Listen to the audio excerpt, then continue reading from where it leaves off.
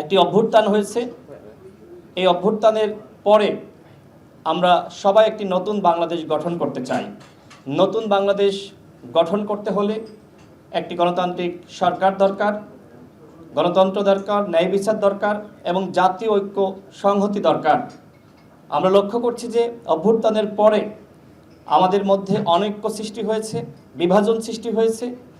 এইভাবে নতুন রাষ্ট্র বিনির্মাণ করা কঠিন হবে, যে কারণে সবার প্রতি আহ্বান থাকবে, আসুন আমরা ঐক্যবদ্ধ থাকি এবং আমরা যদি ঐক্যবদ্ধ থাকি তাহলে অবশ্যই নতুন বাংলাদেশ গঠন করা সম্ভব।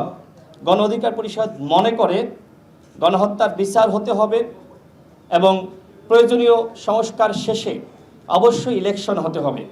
আমাদের পক্ষ থেকে আমরা দাবি জানিয়েছি যে ডিসেম্বরের মধ্যে, এই বছরের ডিসেম্বরের মধ্যেই যাতে সরকারের পক্ষ থেকে ইলেকশনের আয়োজন করা হয়, যেটি আমাদের মাননীয় সভাপতি গতকাল বাংলাদেশ জাতীয়তাবাদী দল বিএনপি আয়োজিত ইফতার প্রোগ্রামে যেটি বলেছেন যে নির্বাচন যত দেরিতে হবে ষড়যন্ত্র তত বাড়বে। তো সেক্ষেত্রে সকল দলকে সাথে নিয়ে জাতীয় ঐক্যমতের ভিত্তিতে দ্রুত সময়ের মধ্যে একটি নির্বাচন দেওয়ার জন্য আমরা সরকারের প্রতি আহ্বান রাখছি।